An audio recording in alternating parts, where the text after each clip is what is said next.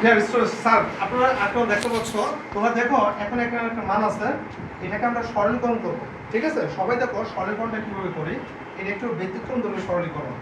তো দেখো এটা সরল করতে হলে আমি তো কিন্তু তোমাদের বলছিলাম প্রত্যেকটি স্টুডেন্টদের যে সূত্রের সাথে ম্যাচ হতে হবে। আমি যদি দেখো এখন এটার সাথে এভাবে কমন নেই, কারণ সূত্রের সাথে ম্যাচ কখনো হবে না। যদি হবে না কখন, এটাও মনে রাখবো স্যার। মনে করবো এর উপর একটা নোট আছে বিসি, আবার দেখো বি এর উপর নোট আছে, আবার কি আছে সি এর উপর আছে। এইভাবে করতে হলে কি শর্টটা করবেন, খেয়াল করুন।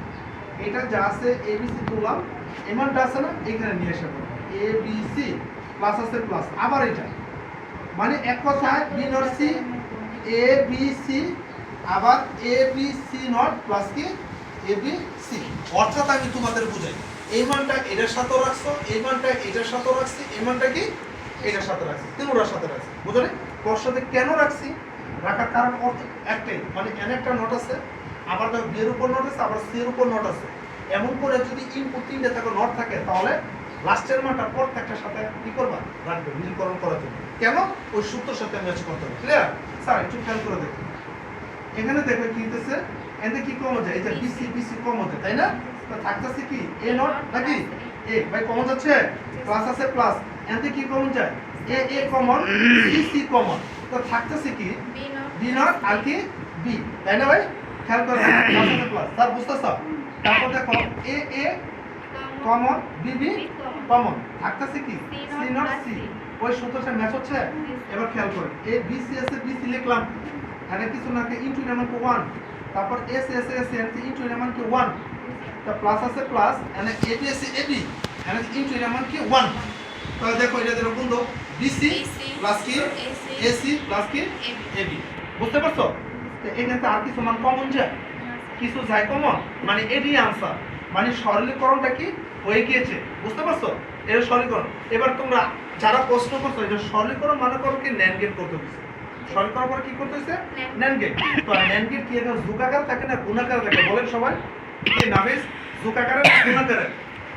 যুগ না গুণ?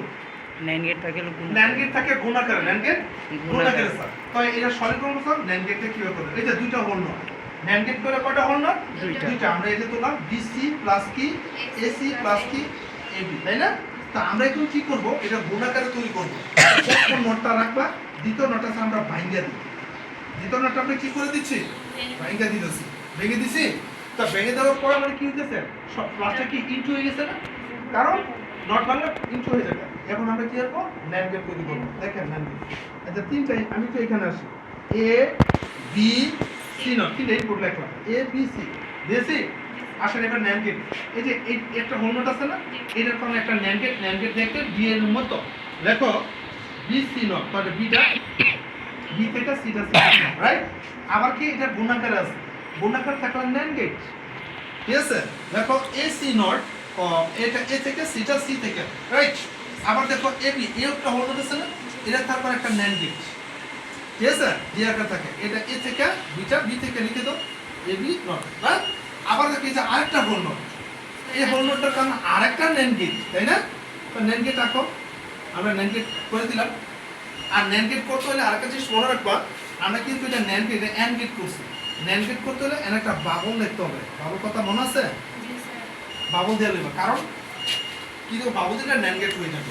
তারপর এটা তুলে দাও বিসি এসি এবি, তাই না? তো বললাম চ্যাপ্টার হয়ে গিয়েছে। তোমরা কি ভাই বুঝতে পারছো এটা? তো আশা করি বুঝতে পারছো। ওকে, তো আর এটা ট্রাই করো, ইনশাআল্লাহ হয়ে যাবে না।